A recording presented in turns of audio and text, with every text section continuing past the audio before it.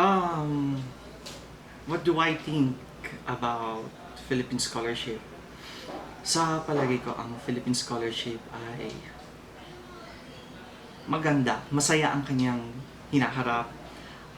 Bakit? Kasi kung titingnan natin ng mga academic journals ngayon, may mga Pinoy at may mga non-Pinoy na uh, pinaninindigan na may ibubuga ang Pilipinas. Meaning, para sa kanila, kumbinsido sila na ang Pilipinas ay maaaring panimulan ng diskurso. So, ayun. So, sa tingin ko, napakakulay ng hinaharap ng Philippine Scholarship. Okay. Um, Ako kasi ay nasa theater studies. Ang larangan ko ay pag-aaral ng pagtatanghal, pag-aaral ng dulaan. At sa tingin ko naman, umuunlad dito at nag evolve siya.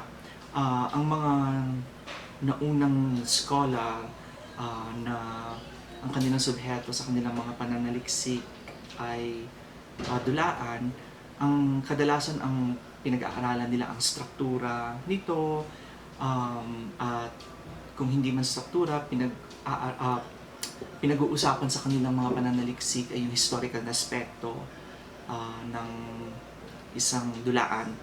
Uh, Yun nga, it's developing because there are writings, there are scholarly writings or as medyo humihiwalay na siya doon sa tinatawag nating theater of drama, medyo humihiwalay na siya doon sa tinatawag nating literary studies. Uh, Ako'y nangangarap na in the future, ang paradigm na gagamitin ng ating mga scholar na ang subheto ay theater. Ang kanilang framework na gagamitin ay ang theater studies framework. Kamukha na nabanggit ko kanina, meron naman, may mga scholar na may mga mananaliksik na mas nangunguna ang pag-aaral ng dulaan bagong pag-usapan yung aspektong drama. Okay.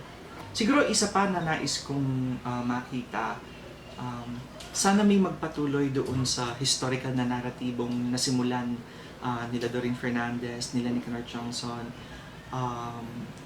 Kasi sa ngayon, ang kasaysayan ng dula ay kasaysayan ng dula at dulaan ay natapos noong dekada 80. So, pangarap ko na sana may magpatuloy nito at napakahalagang aspekto din naman na pag-usapan yung tinatawag nating contemporaneous direction ng dulaan dito sa Pilipinas. At syempre, ang aspektong pakikipag-ugnayan ng dulaang Pilipinas sa globalisasyon at komparatibong pag-aanalisa kung saan ihahanay natin ang ating mga likang sining sa mga ibang dulaan ng mga ibang bansa,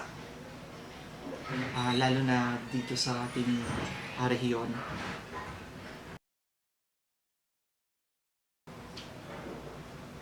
Ako naman kasi, karamihan naman ng mga sinusulat ko ay mga kritisismo din. Ang bilang isang kritiko, bilang isang mananaliksik ng dulaan, naniniwala ako na mas binubuksan ko ang aking sarili sa mga iba pang kritiko. At wala namang masama doon dahil yun nga, knowledge production is an engagement. Knowledge production is a conversation. And it's part of it, I guess. I critique, I write, I theorize, but of course, that's not the end of it. Part of it, other critics, other theorists, maybe engaging with the different things that I criticized, but there's nothing wrong with it. There's nothing wrong with that. So I guess on my part, alam ko na ito ay hindi personal na buhay. Kung magkakaroon man ng kritisismo hinggil sa mga kritisismong sinusulat ko, hindi ako ang kinikriticize ng ah, mga kapwa kong kritiko. So, yun, bahagi talaga siya ng mundong ginagalawan ko bilang isang mananaliksik. I'm quite traditional in terms of publications. I am still hooked with the printed materials. I think I still see the value of the printed materials. So, well, sometimes I buy, lalo na kapag napakamahal uh, ng mga librong gusto kong makuha bilang mga sanggunian sa aking mga pananaliksik. Pero hanggat maaari, mas gusto kong magkaroon ng sarili kong kopya na printed. Although, nabanggit ko kanina na I'm not really a fan of e-books, I don't see digital publishing wrong.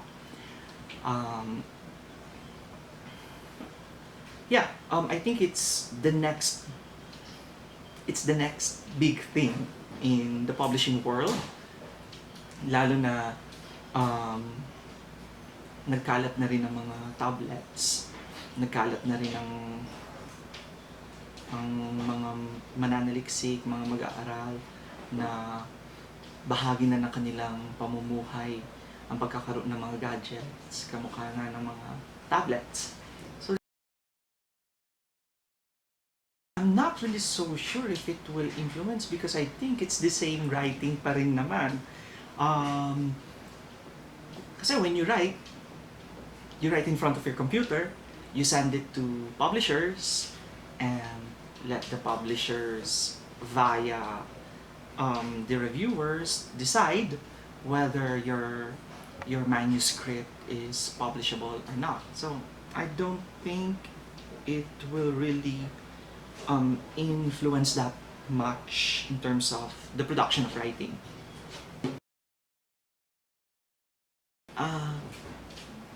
I think that depends. I have some friends, creative writers, where gumagastos talaga sila para magsulo, magkaroon ng environment na sobrang tahimik. Pero on my part, mas naeengganyo ako magsulat kapag medyo magulo, medyo maingay. Parang mas gusto kong nakikipag-away sa ingay. Mas lalo akong napupursiging magsulat. So, siguro kanya-kanyang libog. Siguro beauty queen ako ngayon.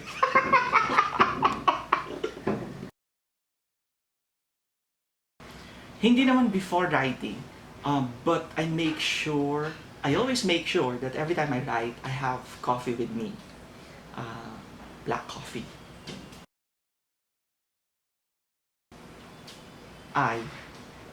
Or kung sa Filipino, ako. Hindi ko alam.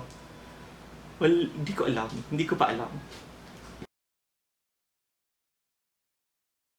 Actually, dalawa.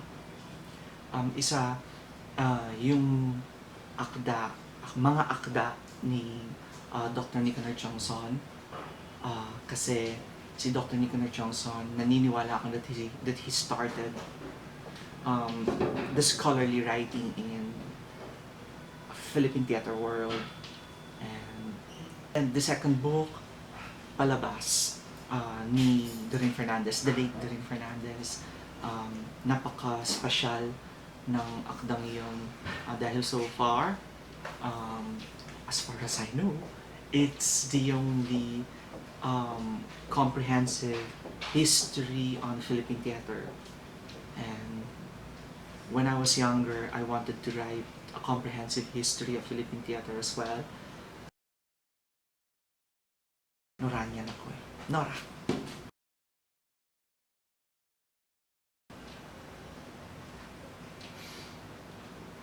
Janil Garcia.